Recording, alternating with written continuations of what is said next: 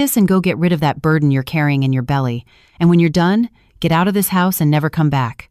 My mother-in-law, Isabella's voice was as sharp and cold as steel on a winter night. It had been less than a week since my husband had died. The dirt on his grave was still fresh, and she was already throwing a wad of cash and the address of a women's health clinic in my face. I stood paralyzed, my feet rooted to the cold tiled floor of the house that, until a few weeks ago, I had called my home. In my ears, the echo of her heart-wrenching wails during the funeral still seemed to resonate. But now, in front of me, was not a mother who had just lost her beloved son, but someone else, a stranger of incredible cruelty. My trembling hand instinctively rested on my 4-month belly, where Alex's and my first child was growing. The only seed he had left in this world was growing day by day, and she called it a burden. Just over a week ago, my life was a picture-perfect dream that any young woman would desire. My name is Sophia. I'm a kindergarten teacher in a quiet town in Oregon's Willamette Valley. My life truly changed when I met Alex. He was a civil engineer who had come to my town for a project his company was managing. He was mature, kind, with a warmth in his words. He said he loved my tenderness, my authenticity, my smile, and the patience with which I treated children. The day he asked me to marry him, my family cried with joy. My parents are just farmers, vintners, to be exact, who have worked hard their whole lives, wanting only a good husband, a safe harbor for their daughter. And Alex, in everyone's eyes, was the strongest harbor. My mother-in-law, Isabella, also seemed to appreciate me very much at first. The first time I went to her brownstone in New York City, she held my hand for a long time, endlessly praising how beautiful and good I was. She said her family wanted for nothing, only a virtuous daughter-in-law who knew how to care for the home. She even told me to consider her as my own mother, to tell her anything without hesitation, and I believed her. I naively believed I was incredibly fortunate. I thought the good fortune of my ancestors had allowed me to find a wonderful family-in-law. Our wedding was celebrated with everyone's blessings. I followed Alex to the city to live in a spacious apartment that, he said, was a wedding gift from his parents. My life in the following days was filled with happiness. Alex loved and pampered me to the extreme. Knowing I was new to the city, he took me out every weekend, showing me every street, every corner of the boroughs. He never let me do heavy chores. He always said a teacher's hands were for caring for children, not for arduous tasks. When I told him the news of my pregnancy, he hugged me tightly, spinning me around the living room. He would press his ear to my belly, whispering words of love to the child not yet fully formed. At that moment, I thought I was the happiest woman in the world, but happiness was fleeting, and the storm arrived on a fateful afternoon. Alex said he had to leave suddenly for a construction site in the Rocky Mountains, promising he would be back soon. I ironed every shirt for him, told him to be careful on the road, but just 2 days later, I received a call from his company. They said the SUV he was traveling in with several colleagues had been in an accident coming down a mountain pass. No one had survived. My entire world collapsed. I don't remember how I got to the accident site or how I identified his body. Everything was a blurry mess of tears and heart-wrenching pain. I fainted. When I woke up, I was in a hospital. At my side, my mother-in-law was sobbing. She hugged me. "Sophia, Alex is truly gone. How are you and I going to live now?" At that moment, I felt some comfort, thinking that in the midst of this tragedy, at least I had my mother-in-law by my side, someone to lean on. Alex's funeral was held in an atmosphere of mourning. I was like a ghost.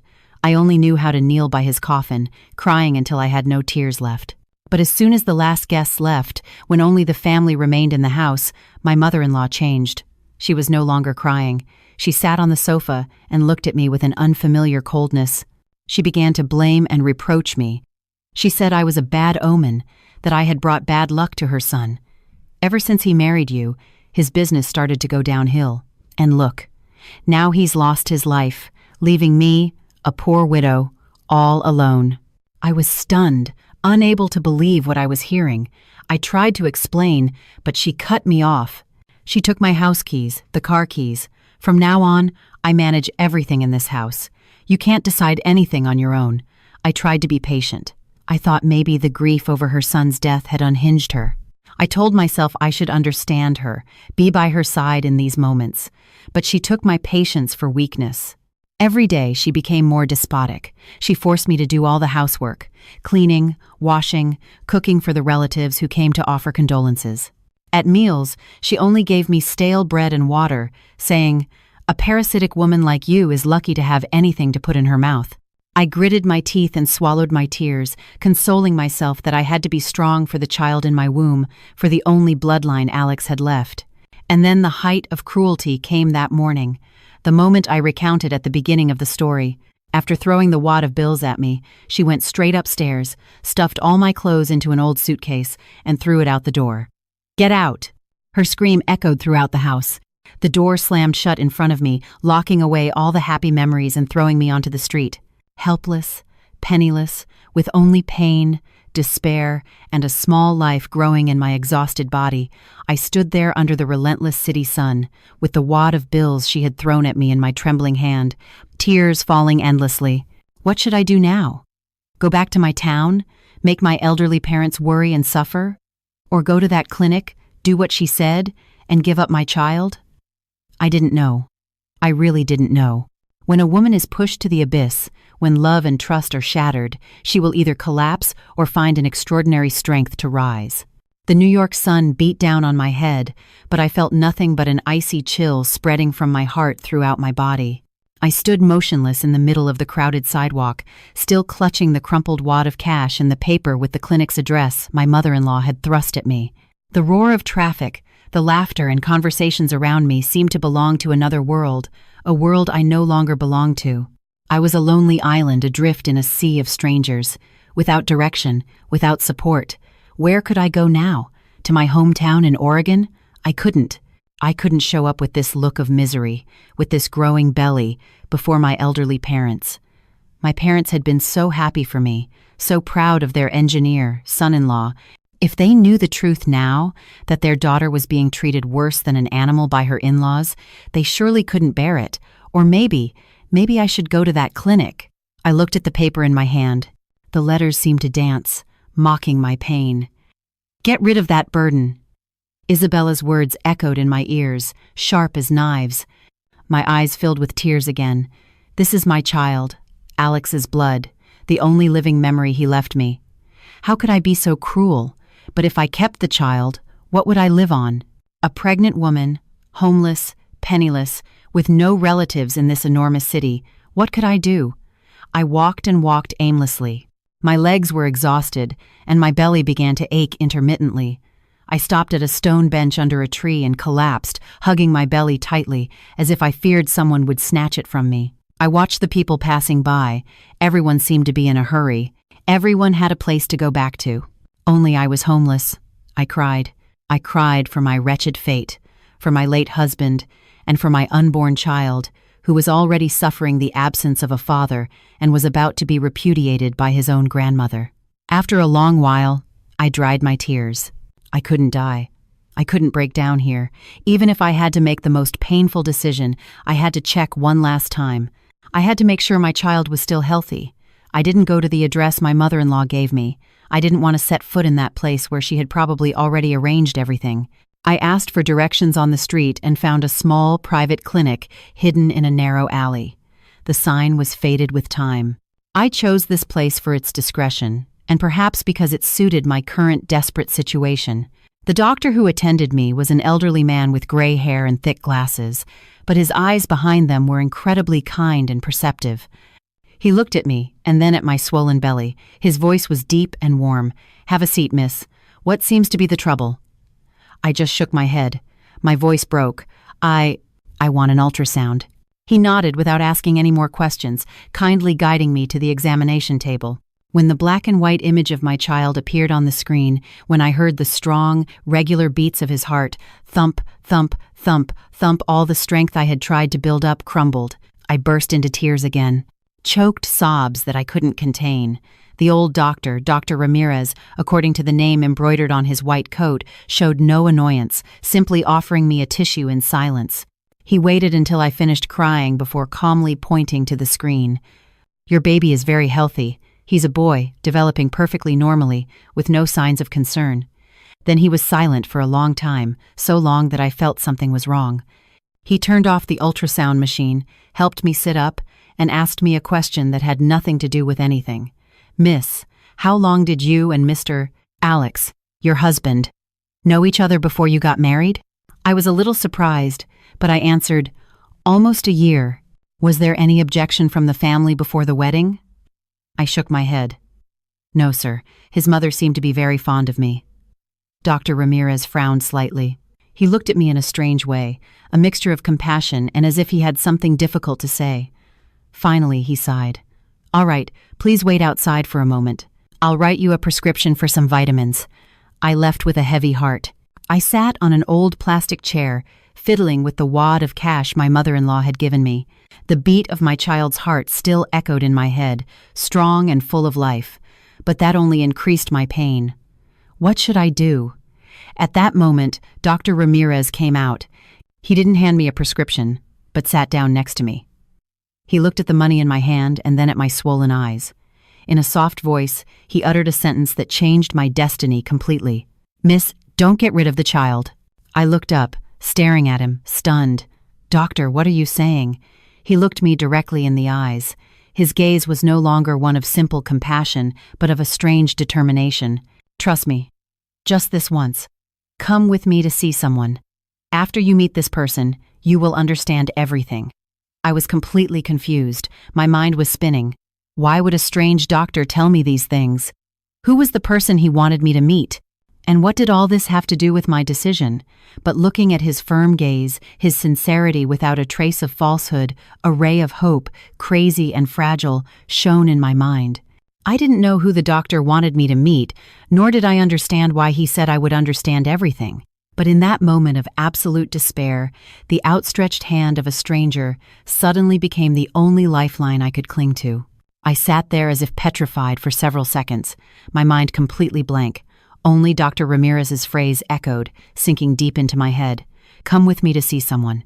Who? Why now? 1,000 questions swirled in my head, but as I looked into his firm, benevolent eyes, I felt a strange trust. Perhaps when a person has fallen to the bottom of despair, any ray of light, no matter how faint, is enough to hold on to. I had nothing left to lose. I nodded, a weak but decisive movement. "Yes, doctor. I'll go with you." "Doctor." Ramirez said nothing more, simply guiding me silently out of the clinic, around to a small back alley. An old gray sedan was already parked there. He opened the door for me and then got behind the wheel. The car started slowly, merging into the dense city traffic. I sat in the passenger seat, silently looking out the window. New York was still the same, noisy, hurried, as if no one cared about the pain of a small woman like me. I didn't ask Dr. Ramirez where we were going or who the person we were going to meet was.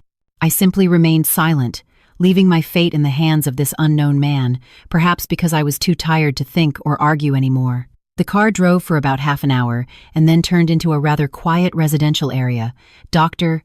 Ramirez parked in front of a small cafe with a vibrant pink bougainvillea covering the porch. The place didn't have a big sign, just a small wooden plaque with the words Serenity Cafe. The interior was very cozy, with the aroma of freshly ground coffee and old books. A few customers were sitting, reading, talking in low voices. Dr. Ramirez led me to a table in the most secluded corner, where a man was already waiting. When that man lifted his head, my heart seemed to stop. I froze. My lips moved without a sound. Charles. The man was none other than Charles, Alex's best friend, his brother in all but blood. I had seen him several times at the wedding, and when he came to our apartment, he was a cheerful, sociable person and had always treated me very well. But why was he here? What did he have to do with all this? Charles stood up and pulled out a chair for me. His face no longer had its usual radiant smile. In its place was an expression of deep concern and remorse. "Hello, Sophia. Please, sit down. I'm so sorry you had to go through all this." I sat down, my mind still reeling. I looked at Dr. Ramirez and then at Charles. I didn't understand anything that was happening. Dr. Ramirez then spoke. "Charles, tell her the truth. She's suffered enough." Charles nodded, poured me a cup of hot tea, and pushed it towards me. "Sophia, drink a little to warm up. What I'm about to tell you might be very shocking, but I ask you to stay calm." I took the cup, trembling, but I didn't drink. I just stared at Charles, waiting. He took a deep breath. His voice became low and heavy. Sophia. Alex. Alex is not dead. Those 4 words, Alex is not dead, were like a bolt of lightning that split me in two. The teacup fell from my hands, shattering into 1,000 pieces on the table. The hot liquid splashed everywhere, but I didn't feel the burn. I felt nothing. My ears were ringing. All the sounds around me disappeared. I just stared at Charles with my mouth open, unable to utter a word. He's not dead. Then what was that funeral? Whose body did I hug? Did I cry over until I passed out? Why? Why did you all deceive me? I know you can't believe it, Charles said in an anguished voice. But it's the truth. That death was just a charade. A charade, I repeated in a voice that didn't sound like my own. Why? Why would he do something like that? To deceive me for what? I nearly screamed. Charles gestured for me to calm down. Sophia, please, listen to the end. Alex did it for a reason, a very compelling reason, Charles began to explain. He said that about 6 months ago, Alex's company suffered a major setback. A trusted partner scammed him, taking all the capital and leaving him with a massive debt of several $1,000,000. The creditors were not ordinary people.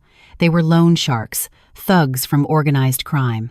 They not only threatened Alex, but also began to follow and intimidate his family, including me. Alex tried to raise the money by selling everything he could, but it wasn't enough. Charles's voice broke. He knew that if it continued like this, not only he, but you and the child in your womb would be in danger. Those people stop at nothing. That's why he made the most painful decision, to fake his own death. It was the only way to escape his pursuers, to protect you and the child. He came to me and Dr. Ramirez, the only people he could trust, for help. The body at the funeral was that of a homeless man of similar build who had died of a serious illness. We handled all the paperwork and arrangements with complete discretion. I listened, tears streaming down my face. The pain of losing my husband seemed to be relived, but this time it was mixed with shock, anger, and also a small ray of joy. He was alive. My husband was still alive. But why? Why didn't he tell me? Why did he let me suffer such extreme pain alone? Charles seemed to read my thoughts. Alex didn't dare tell you. He was afraid you wouldn't be able to handle it, that you would worry and reveal the secret. He just wanted you and the child to be absolutely safe. He instructed me to tell you the truth only if you were truly cornered. I burst into tears. It turned out that everything that had happened, the pain, the loneliness, was part of his plan, a cruel plan, but one born of love and sacrifice. But then another question arose in my mind, sharp as a blade. What if my mother-in-law, Isabella, also knew all this? And what if everything she had done to me was not the blind grief of a mother who had lost her son? That question flashed in my head, cold and terrifying, and I stopped crying. I looked up at Charles, my eyes full of suspicion. Charles? And my mother-in-law? Did she know about this? Charles's face showed a flicker of confusion. He glanced at Dr. Ramirez as if seeking help. Dr. Ramirez simply gave a slight nod, indicating for him to continue. Charles turned back to me. His voice became hesitant, much more difficult than before. Sophia, this is more complicated than you think. Mrs. Isabella didn't just know. She was the one who... He left the sentence hanging in the air, as if he didn't dare speak the cruel truth. But I had already understood. My heart sank into a bottomless abyss. She was the mastermind, wasn't she? I whispered, my voice trembling but clear. Charles didn't answer, but his silence was the most resounding response. My world was once again turned upside down. If just a few minutes ago I was crying, moved by my husband's sacrifice, now I was trembling from an even more terrible truth. My mother-in-law, the woman I thought had become cruel from grief, turned out to be the director of this entire tragic play. Why? I asked, my voice nearly broken. Why did she do it? Alex is her son. Why would she cruelly fake her own son's death and then treat his wife and grandchild like that? Charles sighed, offering me another tissue.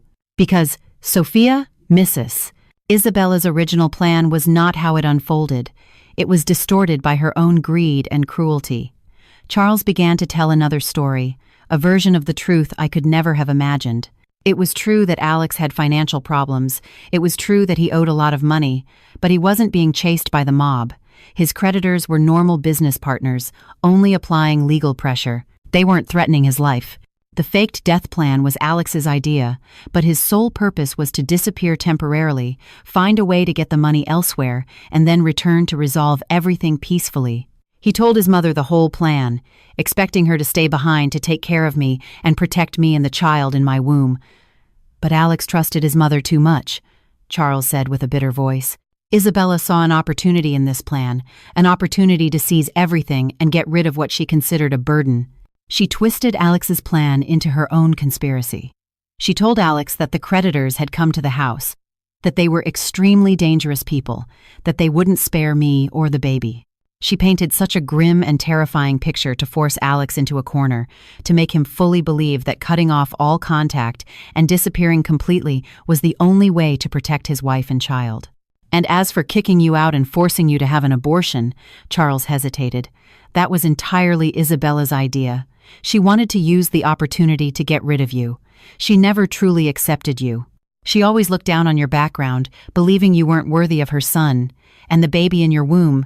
To her, it wasn't her grandchild, just a nuisance, a thorn that had to be pulled so that in the future, Alex could rebuild his life with another woman, a richer one, who could help him pay off the debt. I listened, my entire body frozen. Every word Charles said was like a red-hot iron needle piercing my heart. It turned out her cruelty wasn't an act, it was real. Her grief over losing her son was fake, but her coldness and cruelty towards me were genuine. She had used her own son's tragedy to carry out her selfish plan. She had deceived not only me, but also Alex, everyone. How could a mother be so ruthless? She preferred her son to live in torment, full of remorse, for her own grandchild not to be born, just to satisfy her calculations and her class prejudices. I couldn't cry anymore. The pain seemed to have surpassed the limit of tears. Now, in my heart, there was only extreme indignation and an infinite feeling of disgust. "And where is Alex now?" I asked in a hoarse voice. Charles shook his head. "I don't know for sure either. After arranging everything, he left following Isabella's instructions. He thinks he's doing the right thing to protect you. He has no idea that back home, his own mother is pushing you to your death." Charles took an old phone from his pocket. "This is the phone Alex used to contact me before he left. He wiped all the data, but I think there might be some trace left. He told me, if anything bad happens to Sophia, give this to her." I took the phone, trembling. It was like Pandora's box, containing both hope and painful secrets. I knew that from that moment on, my fight would not only be to find my husband, it would also be a fight to unmask the true face of a woman with the mask of a devoted mother, to claim justice for myself, for my son, and for the husband who was being deceived by his own mother. But I didn't know that by opening that phone, I would discover an even more terrible truth, a conspiracy that targeted not only me, but also Alex's life. Leaving the Serenity Cafe, my heart was a whirlwind of emotions. The feeling of having my husband back from the dead had barely settled when it was crushed by the truth about my mother-in-law's demonic face. I didn't go back to the miserable room I had temporarily rented. It wasn't safe anymore. Dr. Ramirez, very thoughtfully, had arranged a new place for me to stay, a small apartment in a quiet residential building. Alex asked me to prepare it beforehand, just in case something went wrong, he said. Those words stung my heart again. He had calculated every step to protect me, but he couldn't have foreseen the cruelty of his own mother. I sat alone in the clean, tidy apartment. The evening light streamed through the window, drawing bright streaks on the floor, but it couldn't warm the coldness in my heart. I looked at Alex's old phone on the table. It lay still, black and glossy like a mysterious door to a world I had never known. I was scared, very scared, afraid that opening it would force me to face another painful truth, but I knew I couldn't escape. I took a deep breath, picked up the phone, and pressed the power button. The screen lit up, asking for a password. I tried Alex's birthday, my birthday, our anniversary, all incorrect. I was about to give up when I remembered a series of numbers Alex had mentioned jokingly. "This is the most important number of my life. If anything ever happens, use this." At the time, I just laughed, thinking he was kidding. Trembling, I entered that series of numbers. With a click, the screen unlocked. That number was our son's due date, My tears fell uncontrollably again. Until the very last moment, his mind was only on me and our child. The phone's interface was completely empty. No contacts, no messages, no photos. Just as Charles said, Alex had erased everything. Disappointed, I was about to turn it off when I saw a strange app with the icon of a small notebook called Memories. I tapped on it. It asked for a password again. This time, I didn't have to think hard. I typed my name, Sophia, and the last secret door opened. Inside were not sentimental diaries, but audio files carefully arranged by date, accompanied by brief notes. I played the first file, recorded about 6 months ago. The voices of Alex and his mother came through. "Mom, I'm sorry. I've really let you down. Well, it's done. At this point, talking is useless. Listen to me. There's only one way to get rid of those creditors. You have to disappear." I kept listening. Each audio clip revealed the entire process by which Isabella had manipulated and pressured Alex into accepting the faked death plan. She had exaggerated the danger of the creditors, painting a scenario where I and the baby would be kidnapped and tortured. She had attacked Alex's weakest point, the unconditional love he felt for me. But what left me paralyzed was an audio file near the end, recorded just 1 day before Alex's accident. In that recording, besides the voices of Alex and Isabella, there was another male voice, deep and hoarse, his uncle, whom I had never met. "Don't worry, sis. I've arranged everything. Have Alex take that highway. When he reaches the exact spot, the truck's brakes will accidentally fail. There won't be a trace left. The police will declare it a tragic accident." Isabella's voice sounded chillingly cold. "Good. Make sure it's clean. As for his little wife and that burden, once Alex is gone, I'll take care of them myself." I sat motionless in the chair. The phone fell from my hand to the floor with a dull thud. My ears were ringing. The blood in my veins turned to ice. Accident. Brakes will accidentally fail. This was no longer a faked death plan. It was a murder conspiracy. She, the woman I called my mother-in-law, didn't just want to fake her son's death, she actually wanted to kill him. She wanted her son to die for real, so she could keep all the fortune, so she could get rid of me and the grandchild she hated. A wave of nausea rose in my throat. I ran to the bathroom and vomited violently. This truth was too cruel, too horrible, beyond anything I could have imagined. I thought she was evil, but I couldn't imagine she was a demon in human skin, willing to kill the son she had given birth to. I collapsed onto the cold bathroom floor, trembling from head to toe. Now I understood everything. Alex wasn't hiding. He was in real danger. Maybe he had realized something strange about his mother's plan, and that's why he recorded the conversations. Maybe he hadn't followed the route they had laid out for him. But where was he? Was he safe? I picked up the phone. My hand was still shaking. I knew I couldn't just break down here. I had to find him. I had to save him. This fight was no longer about claiming justice. It was a fight to save my husband's life from the clutches of a diabolical mother. But where to begin? When all the clues seemed to have been cut off. The shock and horror after discovering my mother-in-law's plot to murder my husband nearly paralyzed me. I stayed motionless on the cold bathroom floor, my mind blank, not knowing what to do. Save Alex. But how? I didn't even know where he was. Call the police? But the only proof was a recording on an old phone. Would they believe me? Or would they think I was a widow in shock, speaking nonsense? I felt like I was in the middle of a dense fog, with no way out, not a single ray of light. Just then, the doorbell rang. I jumped. Who could it be at this hour? Could it be Isabella's men, coming to take care of me? I held my breath and tiptoed to the door to look through the peephole. Outside stood Charles. He looked very impatient, constantly glancing around. I hesitated for a moment but decided to open it. As soon as he saw me, Charles sighed in relief. "My God, Sophia, why weren't you answering your phone? Are you okay?" I just shook my head, let him in, and locked the door. I didn't say anything, just handed him Alex's phone with a still trembling hand. Charles took it, looking at me strangely. I opened the Memories app and pointed to the last recording. He put on headphones, and his face gradually changed from surprise to astonishment, and then to fury. When the recording finished, he took off the headphones. His eyes were bloodshot. His hand clenched the phone so tightly his veins stood out. "Damn animals," he hissed through gritted teeth. I suspected something was wrong. Isabella's attitude was too calm, too calculated, but I never imagined she would be capable of doing this to her own son. "Charles, what do we do now?" I asked in a desperate voice. "I'm afraid Alex is in danger. We have to find him." Charles paced back and forth in the room, trying to calm himself. He thought for a moment and then said, "Sophia, listen to me. First, we can't act rashly. If Isabella finds out we've discovered her plan, she won't hesitate to use any means to silence us, and Alex will be in even more danger. Second, I'll try to contact Alex. Before he left, we agreed on some secret signals in case of an emergency. I'm not sure if it will work, but we have to try." "And me?" I asked. Charles looked at me with determination. "You have to keep acting.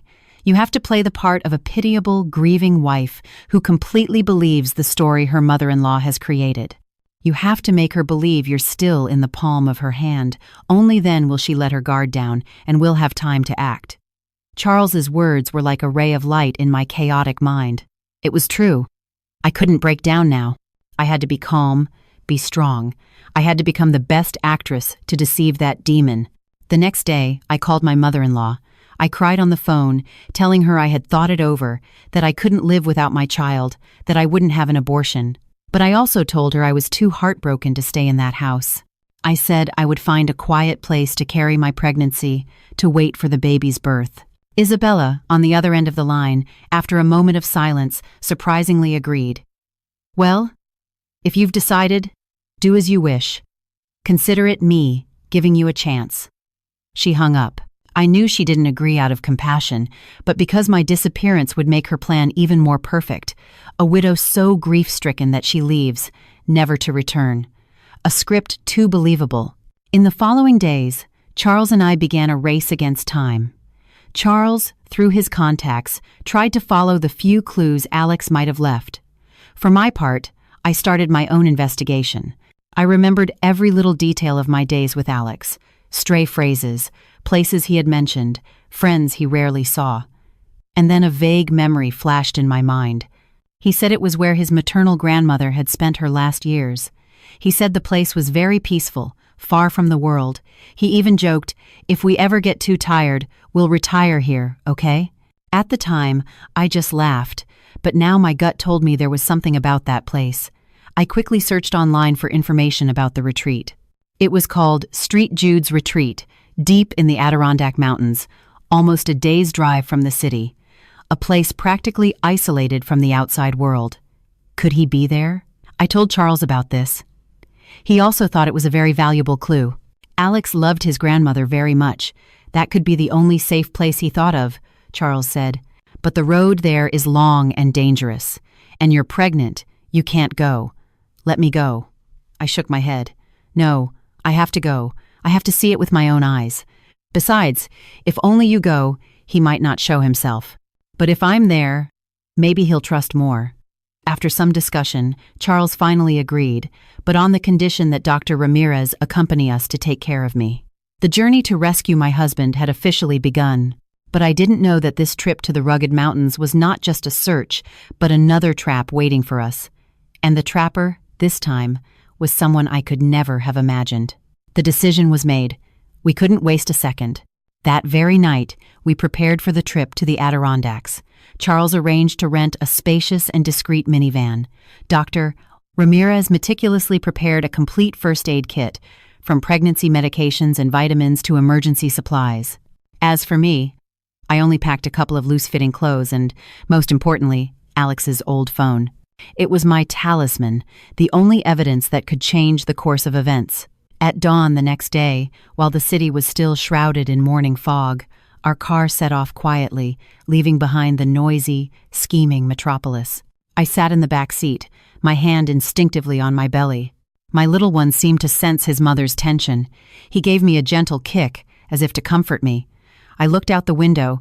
The tall buildings receded, giving way to green fields and the familiar country roads.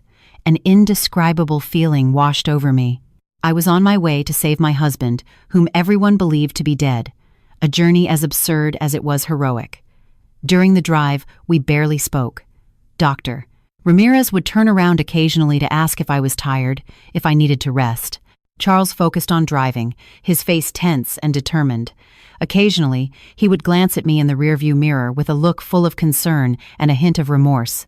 I knew he blamed himself for not recognizing Isabella's true face sooner, for letting me suffer alone. The journey took almost 2 days. The landscape constantly changed, from the fertile plains to the rolling hills, and finally to the winding and dangerous mountain roads of the Adirondacks. The deeper we went, the purer and colder the air became. Small stone villages clung to the mountainsides. Smoke rose lazily from chimneys, a peaceful scene that completely contrasted with the storm raging inside me. Finally, on a gray afternoon, after asking for directions several times, we arrived at the foot of the mountain where the small trail leading up to Street Jude's retreat began. The retreat clung to the summit, appearing and disappearing among the clouds. The path was just a narrow, steep, and slippery cobblestone trail. The car can't go up. We'll have to walk, Charles said, looking at the steep slope. Sophia, can you make it? I nodded without hesitation. I can, even if I have to crawl. I'll get there. We began the ascent. Dr. Ramirez walked beside me, always ready to support me. Charles went ahead, clearing branches that blocked the path. My belly, now 5 months along, made walking increasingly difficult. With every step, I felt short of breath, but every time I thought of Alex, that he might be up there, alone, and perhaps in danger, I found the strength to continue. After almost an hour of struggling up the slope, we finally saw the ancient gateway of the retreat before us. It wasn't large, built entirely of stone and wood, with a solemn, moss-covered air. The silence was so profound you could hear the leaves falling and the murmur of a distant stream. A couple of elderly monks were sweeping leaves in the courtyard. Seeing us, they simply put their palms together, bowed, and continued their work. We went directly to the main chapel. The abbot, a man over 70 with a white beard and hair, was meditating in front of the altar. Seeing us, he slowly opened his eyes. His eyes were kind and bright. Pax vobiscum, pilgrims who come from so far must be weary, he said in a warm, resonant voice. Charles respectfully put his hands together. Father, we've come looking for someone. His name is Alex. He might have come to stay here about a week ago. The abbot looked at us in silence, one by one. His gaze rested on me and my swollen belly for a long time. Finally, he shook his head. I'm sorry, pilgrim. I've never heard that name. And we haven't had any guests requesting to stay recently. My heart sank. All the hope, all the effort of the climb seemed to vanish. We were wrong. Alex wasn't here. I was so disappointed I almost fell. Dr. Ramirez quickly supported me. Just then, a young novice ran in, put his palms together, and addressed the abbot. Father, the guest in the West Wing cell has asked me to go down to the village to buy some medicine. The abbot nodded. Go, my son. The novice turned to leave, but Charles stopped him. Wait a moment, young man. Could you tell me what the guest in the West Wing looks like? The novice replied innocently. He's tall, seems very kind. He's only been here a few days. He said he came to find peace. Oh, and he told me that if anyone asks, to say there's no one here. My heart pounded. It was him. It had to be him. Charles and I looked at each other, unable to hide our joy. We quickly thanked the abbot and headed towards the West Wing. But just as we were leaving the chapel, a familiar and chilling voice sounded behind us. Looking for Alex? You don't have to look. He's not here. We spun around. There, leaning against an old yew tree, was Dr. Ramirez. But his gaze was no longer kind and benevolent. In its place was a cold, mysterious, and dangerous smile. In that instant, time seemed to stand still. I stood paralyzed, staring at Dr. Ramirez, the man I had trusted, into whose hands I had placed my fate. The smile on his lips was twisted, icy, completely alien to the image of the kind-hearted doctor I had known. The entire peaceful atmosphere of the ancient retreat suddenly became oppressive, charged with danger. Charles was the first to react. He stepped forward, placing himself between the doctor and me, his voice tense. Dr. Ramirez, what is the meaning of this? Dr. Ramirez didn't answer Charles. His eyes were fixed on me, a look that I now recognized not as compassion, but as the triumph of a hunter watching his prey fall into the trap. My dear, you're smarter than I thought, he said, his voice still deep and warm, but now with a mocking undertone that chilled my blood. I thought you would docilely go to the clinic your mother-in-law recommended. I didn't expect you to end up at mine. It truly is fate. You, I exclaimed, my voice trembling. You set this trap. You brought me here on purpose. Doctor. Ramirez laughed. A dry laugh that echoed in the silence of the retreat's courtyard. Very clever. But it's too late. Alex is not here. He has never been here. This place is just a trap I prepared to lure you in. Why? Charles roared. You were friends with Alex's father. Why are you doing this? Why did you ally with Isabella to harm him? Friend? Doctor. Ramirez sneered. Alex's father and I were never friends. I hate him. I hate him to the core, and I've waited 30 years for this opportunity. Then he began to tell a story from the past, a story full of hatred and betrayal.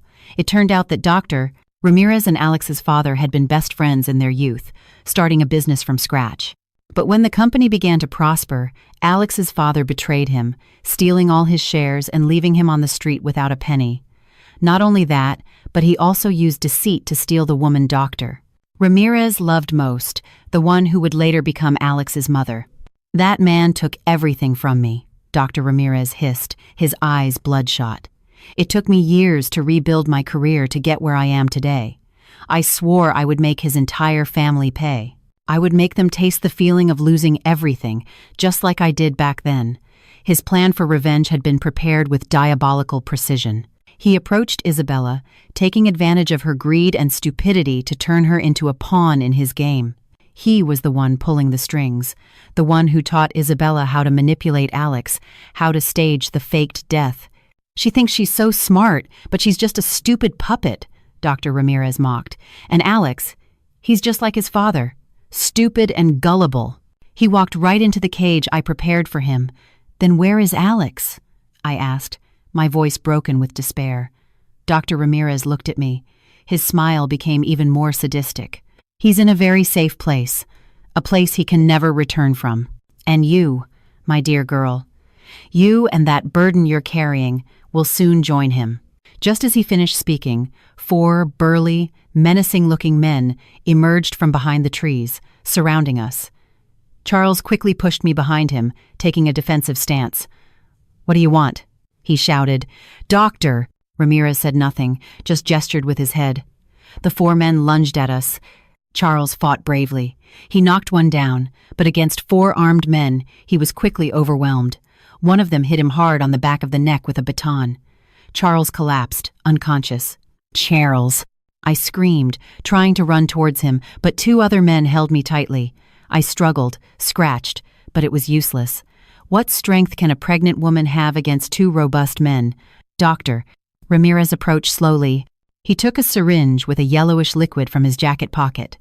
Easy now, girl, he said in a sickeningly sweet voice. It won't hurt. Just a moment, and all your worries will be over. I watched the sharp needle approaching. Panic seized me. No, I can't die. My son. I have to protect my son. I gathered all my strength and bit down hard on the arm of the man holding me. The man screamed in pain and loosened his grip. Seizing the opportunity, I broke free and ran desperately towards the main chapel, screaming nonstop, "Help! Help! Murderers!" But the retreat was too deserted. My cries for help only echoed and were lost in the silence. They caught up with me quickly. Just as one of them was about to grab me, a figure in a brown habit suddenly appeared, using a staff to strike the man's hand hard. It was the abbot. Despite his age and fragility, his gaze was severe and full of authority. He stood between them and me, shouting, "Pax vobiscum." This is a sacred place. You cannot commit impure acts here. Doctor. Ramirez frowned, somewhat surprised by the monk's intervention, but then he scoffed. Old man, if you value your life, step aside. This is none of your business. The abbot didn't flinch. Pilgrim, there is still time to repent. He who sows the wind reaps the whirlwind. When will this chain of revenge end? While they argued, I realized something. Alex's old phone. I still had it in my coat pocket. Trembling, I took it out and surreptitiously opened the Memories app and pressed the record button. I didn't know if it would do any good, but it was the only thing I could do. But it seemed that heaven had not closed all doors for my son and me. In the distance, the sound of a siren grew louder and louder. The sound of a police car broke the deathly silent air of the retreat. Dr. Ramirez and his henchmen froze. Their faces turned pale. The sadistic confidence on his face was quickly replaced by panic. "Damn it! How are there police here?" he muttered, then turned to his men and shouted, "Get out! Quick!" They no longer dared to waste time. They helped their companion injured by the abbot and ran towards the back, quickly disappearing into the dense forest. I leaned against one of the church's wooden columns, feeling my legs give way. If it hadn't been for the abbot and the sudden police siren, I don't know what would have become of my son and me. A few minutes later, a group of uniformed police officers, along with several plainclothes detectives, rushed into the courtyard. The one in the lead, a lieutenant with a firm face, approached quickly. "We received a tip about a possible homicide here. Is everyone all right?" The abbot put his hands together. "Pax vobiscum. Thanks to your timely arrival, this young woman was about to face great danger." The lieutenant looked at me and then at Charles, who was lying unconscious on the ground. "Call an ambulance. We need to get the injured man to the hospital immediately," he ordered a subordinate. Then he turned to me with a softer voice. "Miss, don't be afraid. It's over now. Can you tell us what happened?" I was still trembling, but I took a deep breath to calm myself. I told him everything, how Dr. Ramirez had deceived me into coming here, his revenge plot, and the attack we had just suffered. I didn't forget to give the lieutenant Alex's old phone. "Sir, there are very important recordings on here. Not only about the murder attempt my mother-in-law planned against my husband, but also the conversation from a moment ago with Dr. Ramirez." I managed to record it. The lieutenant took the phone. His face became extremely serious as he listened to me. He immediately handed it to a forensic technician. "Analyze and recover all data immediately. This is crucial evidence." The ambulance arrived and took Charles away. Before they left, a paramedic said he only had a mild concussion, nothing life-threatening. I could finally breathe a sigh of relief. I was taken to the local police station to give a detailed statement. The abbot also went as a witness. On the way, the lieutenant sat with me in the car. He introduced himself as Detective Morales, head of the Homicide Division. "Miss Sophia, we've actually been following your family's case for several weeks," he said, much to my surprise. "After receiving Mr. Charles's report and the initial evidence from the phone, we realized this wasn't a simple family matter. It was connected to an organized crime ring." Detective Morales explained that Dr. Ramirez, whose real name was Ramiro Vargas, was not just a doctor. He led an organization specializing in fraud, staged accidents, and settling scores. Alex's father had been a member of that organization. The betrayal 30 years ago was actually an internal purge. Alex's father double-crossed him, kept all the illegal money, and let Ramiro take the fall and go to prison. Ramiro's revenge plan wasn't just aimed at your husband's family, but also at recovering his old fortune, Morales said. Your mother-in-law, Isabella, was just a pawn he used, and your husband, Alex, was the main target. "So, is Alex safe, sir?" I asked anxiously. Morales looked at me with a complex expression. "We haven't been able to locate him yet. But we are sure of one thing. He didn't go abroad, as his mother claimed. He's still in the country, and he's likely being held somewhere." My heart clenched. Fear gripped me again. "But how did you know to come to the retreat in time?" Morales smiled. "Thanks to a text message. This morning, we received an anonymous message from an unknown number. It just said, 'Street Jude's Retreat. Save someone.' We mobilized immediately. Luckily, we arrived in time. An anonymous message. Who? Who knew Ramiro's plan and tipped off the police? A whirlwind of questions returned to my head. But whoever it was, I owed them my life. That person had saved my son and me. The investigation accelerated. Based on the recordings from Alex's phone, the police had enough evidence to issue a nationwide warrant for Ramiro Vargas and his accomplices. His picture appeared in all the media. Isabella and her brother, upon hearing the news, broke down. They couldn't believe the person they had trusted was the family's mortal enemy and a dangerous criminal. They confessed everything, from how Ramiro had approached and manipulated them to the plan for the accident. But Alex's whereabouts remained a mystery. With each passing day, my hope diminished a little. I was scared I would never see him again. What would my son and I do? But a week later, Just as I was about to lose all hope, an unexpected call from a hospital in a remote mountain county lit a faint ray of light. They said they had just admitted a patient, a victim of a car accident with amnesia, with no identification. The only identifying mark was a long scar on his left arm. A long scar on his left arm. My heart stopped for a moment. I remembered that scar perfectly. A memento from college when Alex fell off his motorcycle once while giving me a ride. It had become an unmistakable mark. Is the scar near his elbow? I asked, trembling, clinging to that fragile hope. Yes, miss, the nurse on the other end replied.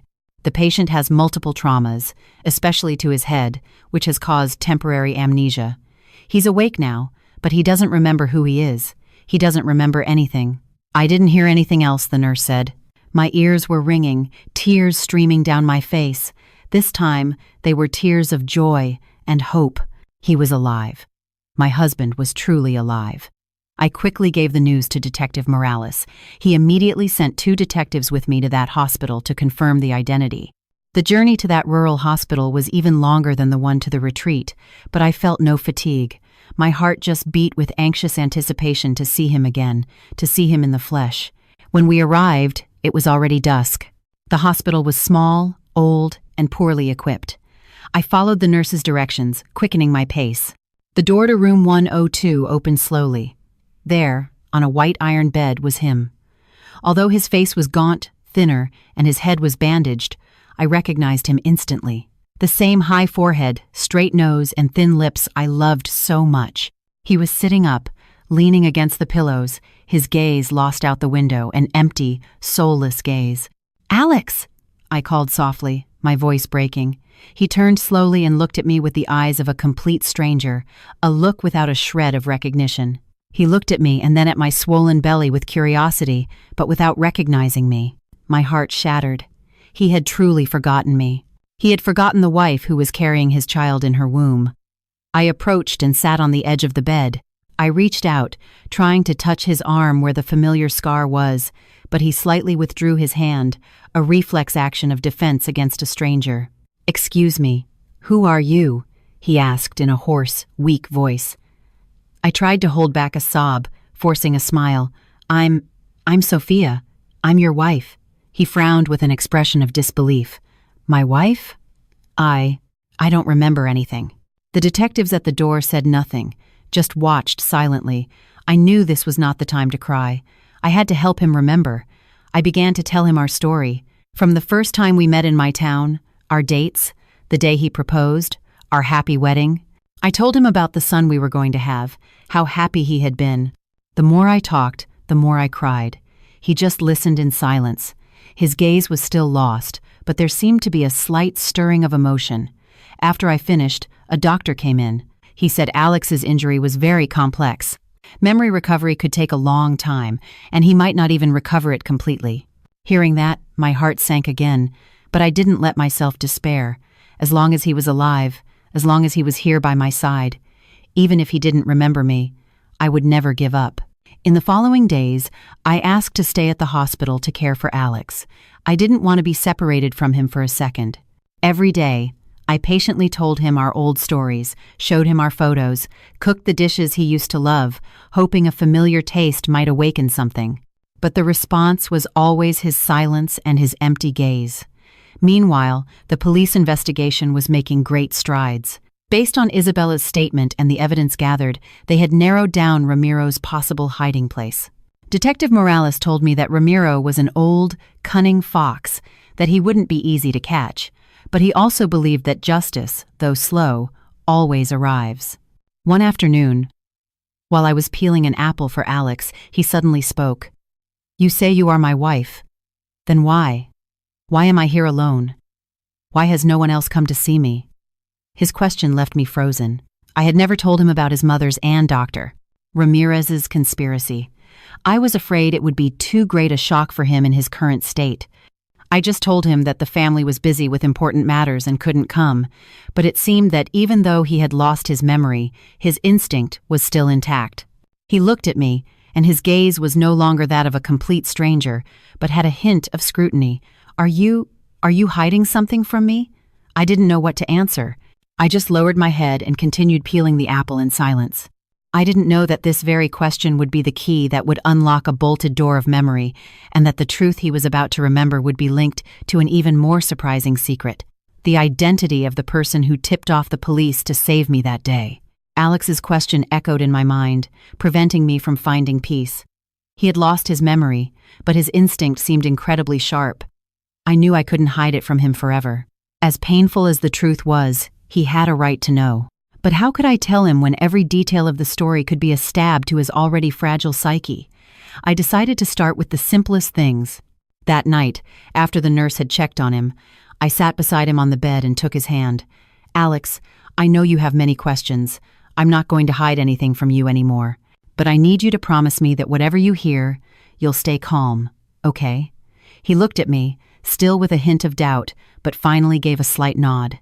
I began to speak slowly, trying to keep my voice from trembling. I didn't immediately tell him about the murder plot by his mother and Dr. Ramirez. I only told him about his company's difficulties, his decision to fake his death to protect me. I told him about my pain, thinking I had lost him forever. I told him how his mother had treated me afterwards. The more I talked, the more I was unable to hold back my tears. Alex listened in silence. His hand, in mine, squeezed slightly. He said nothing, but I saw in his empty eyes waves of emotion beginning to form. "So, my mother kicked you out and forced you to get rid of our child?" he finally spoke. His voice was hoarse, incredulous. I nodded. The tears were falling again, but I didn't do it. I kept our son. He looked at my belly, then at me, with an incredibly complex expression, a mixture of pain, guilt, and a hint of gratitude. Slowly, he raised his hand as if to touch my belly, but withdrew it halfway. "I'm a terrible husband," he murmured.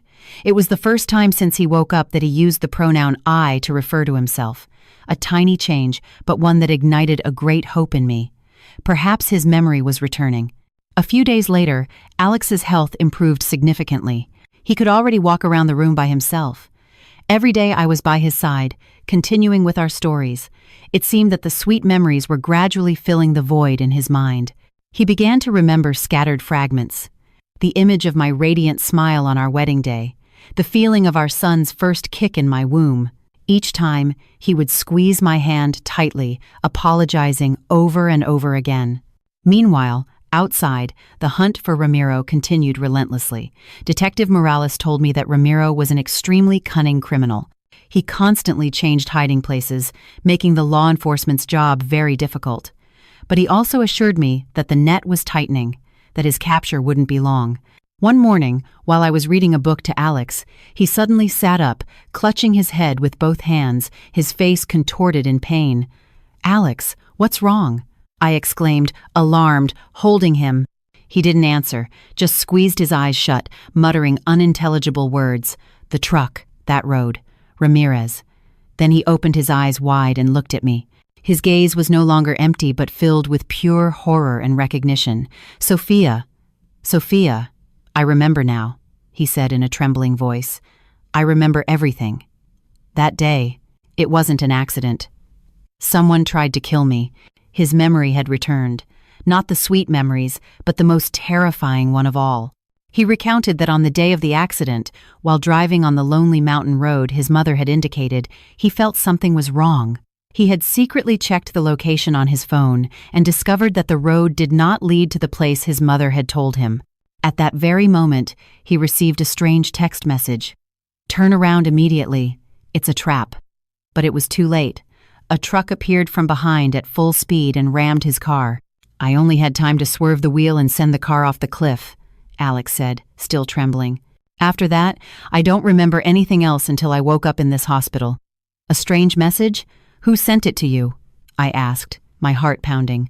Alex frowned, trying to remember. "I don't know. It was an unsaved number. But I remember, before I left, I gave my backup phone number to one person. Someone I trusted could help you if something happened to me. I told him if he couldn't contact me, to notify the police." I froze. Who was this person? The person who sent the warning message to Alex was the same one who tipped off the police to rescue me at the retreat. This person knew Ramiro's entire plan, but had been secretly helping us from the shadows. Who was this mysterious hero, and why was he doing it? The terrifying memory of the accident threw Alex into a state of great agitation. He kept talking about the truck, the mountain road, and the mysterious warning message. With great difficulty, along with the nurses, we managed to calm him down and administer a sedative. Seeing him asleep in bed, his face still marked by fear, I felt a sharp pain in my heart for the horrible things he had to go through, and all of it alone. As soon as Alex fell asleep, I immediately called to inform Detective Morales. He was very surprised to hear that Alex had regained his memory. "Excellent," he said. "This is a crucial turning point. Alex's testimony will be the most direct and compelling evidence to charge Ramiro and his accomplices with attempted murder. Stay by his side, take care of him, and encourage him. We'll send someone soon to take his official statement, but what intrigued me most was the identity of that mysterious person. I asked Alex about it when he was calmer. He frowned, struggling to search his damaged memory. He couldn't remember who it was. "Sophia," he said in a helpless voice. "I just remember he was an old friend, someone I trusted a lot, but with whom I had lost contact. I ran into him by chance a few days before everything happened. I felt something wasn't right with my mother's plan, so I gave him the backup number and asked him to keep an eye on you, an old friend he had lost contact with. The information was too vague, but I was sure this person played a crucial role in the whole case. Not only had he saved both Alex's and my life, but he probably knew other secrets we were not yet aware of."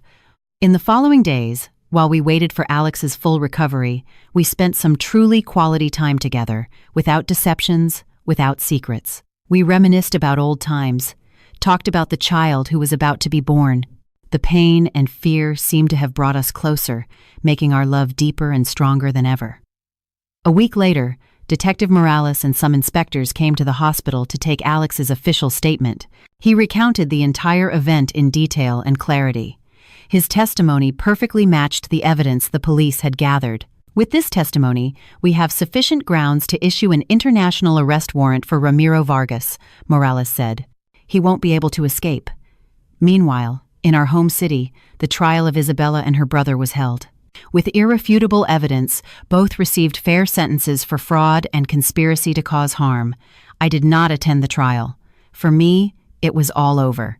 I only hoped they could use the rest of their lives in prison to repent for their sins. Our life slowly returned to normal. Alex's health improved rapidly. He could walk on his own, and his memory was almost fully restored.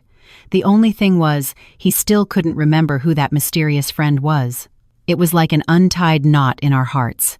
Until one afternoon, while I was collecting Alex's belongings that the hospital had kept since his admission, I found something small in his jacket pocket. It was a wooden keychain with a finely carved maple leaf. I picked it up, feeling it was familiar. I had seen it somewhere before. I showed the keychain to Alex. He took it, turned it over and over, and suddenly his eyes lit up. The Maple Leaf Cafe," he murmured. "That's it. I met him there." His memory flooded back like a river. That person is Marcus." "Marcus?" I was stunned. "Impossible. Charles has been with me all this time, helping me look for you. How could he be the mysterious helper? If he knew everything from the beginning, why didn't he tell me?" No. The Charles, you know," Alex quickly explained. "He has the same name, but it's a different person. Marcus was my best friend in college, but then his family moved abroad, and we lost touch. I ran into him by chance at that cafe. Marcus, a completely unfamiliar name. But why did he help us? And why did he choose to do it in silence?" Just then, my phone rang. It was an unknown number. I hesitated for a moment, but answered. "Hello, Sophia. This is Marcus." A deep, unfamiliar male voice sounded on the other end. "I think it's time we met." I froze. The mysterious hero had finally revealed himself. But would this meeting bring answers or open the door to another shocking secret? The unexpected call from the man named Marcus left me as shocked as I was expectant. After so many days of speculation, the silent hero had finally decided to show himself. I agreed to meet him. The appointment was set for the next afternoon at the same Maple Leaf Cafe where he and Alex had coincidentally reunited. Alex wanted to come with me, but I refused.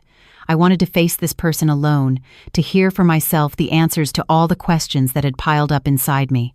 I arrived at the meeting place a few minutes early. The cafe was small and cozy, decorated in a vintage style. I chose a table near the window where I could watch people pass by. My heart was racing, a mixture of anticipation and nervousness. Who was this man, after all? And what was his true purpose? At the appointed time, a tall man, dressed in a simple but elegant white shirt, entered the cafe, glanced around, and walked straight to my table.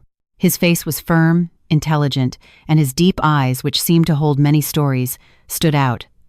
"Hello, Sophia. I'm Marcus," he said, extending his hand. His voice was deep and warm, exactly like the one I had heard on the phone. I shook his hand, feeling the warmth and firmness of his grip. "Hello. Thank you for coming. And thank you for everything." Marcus smiled, a slight smile, but with a touch of sadness. "You're welcome. I just did what I thought was right." We sat down. After a few seconds of awkward silence, I got straight to the point. "Mr. Marcus, I really don't understand why you helped us and how you knew Dr. Ramirez's plans so well." Marcus didn't answer immediately. He looked out the window with a distant gaze, as if reliving a long story. Finally, he turned to me and revealed a truth that left me even more stunned than when I discovered my mother-in-law's conspiracy. Because, Sophia, Ramiro Vargas is my biological father. I felt as if an electric current ran through my body. Biological father. Dr. Ramirez, the demon who had shattered my family, was the father of the man who had saved our lives. It was too absurd. Too illogical. How? How is that possible? I stammered. "If he's your father, why did you go against him?" "Why did I go against him?" Marcus continued for me, his voice laden with bitterness. "Because he doesn't deserve to be called a father. He's a monster, and I know that better than anyone." Marcus began his story. He was the result of an extramarital affair between Ramiro and his mother. His mother was deceived and abandoned by him right after Marcus was born. His childhood was a succession of days lived in the contempt and rejection of others. It wasn't until he was older that he discovered the truth about his father. He sought him out not for affection, but for an answer. But he only found coldness and denial. "He saw me as a stain, a bothersome existence," Marcus said, clenching his fists. "But I didn't give up. I've been secretly following him for years, collecting evidence of his crimes. I wanted to bring him to light, to make him pay for what he did to my mother and his other victims. The chance encounter with Alex was a turning point. When he heard Alex talk about his financial problems and his mother's strange behavior, Marcus suspected his father's hand was behind it. He advised Alex to be careful, which is why Alex entrusted him with the backup phone number. When Alex stopped responding, I knew something bad had happened, Marcus continued. I used my contacts to investigate and discovered the whole conspiracy. I tried to warn Alex, but I wasn't in time. Then I knew he wouldn't spare you or the baby, so I found a way to tip off the police. I listened with a mixture of indescribable emotions. I felt compassion for Marcus's fate and admiration for his courage and righteousness. He had carried a heavy burden, fighting alone against his own criminal father. "And what do you plan to do now?" I asked. Marcus looked at me. There was no longer hatred in his eyes, only a deep sadness. "They've already caught him. That's the price he has to pay. I'll testify at the trial. I'll tell the whole truth. After that, I'm leaving here. I'll take my mother somewhere far away to start a new life, a life without the ghosts of the past." We sat in silence, finishing our now cold cups of tea. The story had come to an end. All the secrets had been revealed. The wicked had paid for their crimes. The wounded had also found their own path. I knew that after this meeting, I would probably never see Marcus again. But his image, that of a silent hero, a son who dared to confront evil, even when that evil wore the face of his own father, would be forever etched in my memory. But life always has surprises in store. As Marcus and I were preparing to leave, my phone suddenly rang.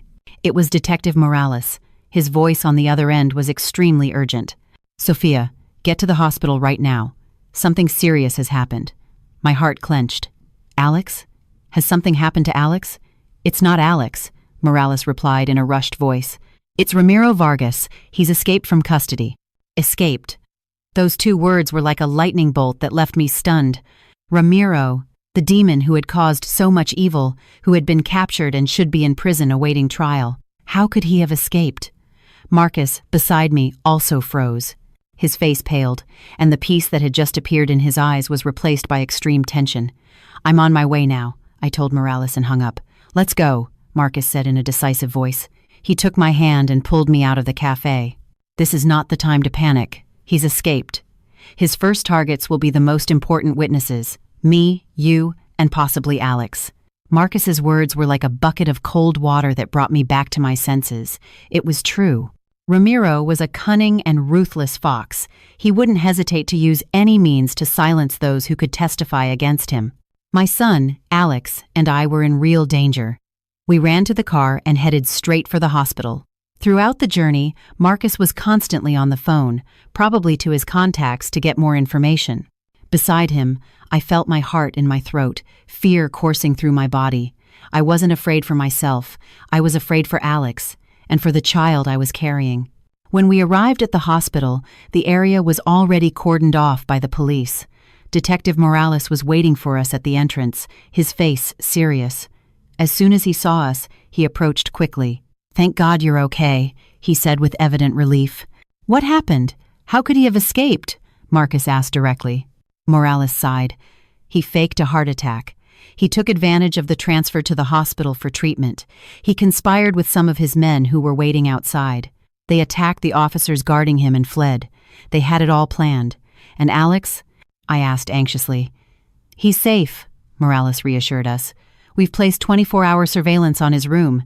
He won't be able to get close. But the problem is, we can't protect you forever. Ramiro is on the loose. He's like a cornered beast. He'll become extremely dangerous." Marcus clenched his fists. "So what do we do? Wait here for him to come?" "No," Morales denied. "We have to get ahead of him. We need to figure out where he might go. The place he considers safest." The safest place? Where could a fugitive hide? As everyone thought, I remembered a detail from the conversation I had heard on Alex's phone. The recording between Isabella and her brother. They had mentioned a place. "The old warehouse at the port," I said suddenly. All eyes turned to me. I remember in the recording, my mother-in-law and her brother talked about taking care of my husband if the plan failed. They said they would take him to an old warehouse in the port area of Valencia. I corrected myself. An old warehouse on the Brooklyn docks. It was one of my father-in-law's old, illegal bases of operation. Morales and Marcus looked at each other, a spark of understanding in their eyes. "It's very possible," Morales said. "It's an ideal place to hide, discreet, and with an easy escape route by sea if they're discovered." Without hesitation, Morales grabbed his radio and ordered a special operations team to secretly head to the port area to investigate. "Now, the important thing is for you two to be in a safe place," Morales told us. "We'll take you to a police safe house." I shook my head. "No, sir. I'm not moving from here. I want to stay with Alex." I looked towards his room with determination. He's just recovered his memory. His emotional state is very fragile. I can't leave him alone at a time like this. "But it's very dangerous," Morales objected. Marcus intervened. "Detective, let her stay. I'll stay with her. I won't let Ramiro get near them." Seeing our determination, Morales finally agreed. He reinforced security at the hospital, turning the hallway leading to Alex's room into an impassable zone. That night, the hospital was plunged into an atmosphere of suffocating tension. I, Marcus, and 2 police officers stood guard in Alex's room. We had informed him of Ramiro's escape. He said nothing, just squeezed my hand tightly, his eyes full of worry. No one could sleep all night. Every strange noise in the hallway made us jump. Almost at dawn, when exhaustion was beginning to set in, one of the officers' radios crackled to life. It was Morales' voice, urgent and clipped. "Team 1 reporting. We've located Ramiro and his accomplices in warehouse number 7. Suspects are armed and offering heavy resistance, requesting backup immediately." My heart clenched. The final confrontation had begun.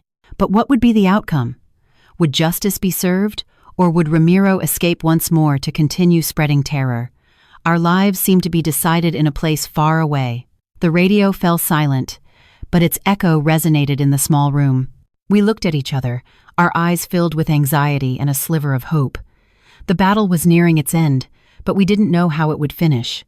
Alex squeezed my hand tightly. He said nothing. but I could see the extreme worry in his gaze.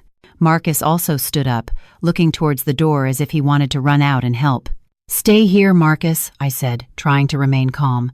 "There's nothing more we can do now. We can only wait." We waited like that. Every second felt like a century. Outside, the sky began to lighten. The faint light of dawn filtered through the window but couldn't dispel the heavy atmosphere in the room. Almost an hour later, the radio crackled again. This time, it was Morales' voice, tired but with an unmistakable tone of relief. "Suspect Ramiro Vargas and all accomplices are in custody. Case closed." We let out a collective sigh of relief. A huge weight seemed to lift from our shoulders. Alex hugged me tightly. His tears fell on my shoulder. "I thought I'd never see you again." "Not you or the baby," he said between sobs. "I'm sorry, Sophia. I'm so sorry I put you through so much." I stroked his back, my own tears streaming down my cheeks. "It's okay, my love. As long as you're alive, as long as we're together, that's all that matters." Marcus watched us, smiling, a smile of true peace. A few days later, Alex was discharged. We decided not to go back to the old apartment, a place filled with too many painful memories. We moved to a safer place, a small apartment in another building, under police protection until everything was completely resolved.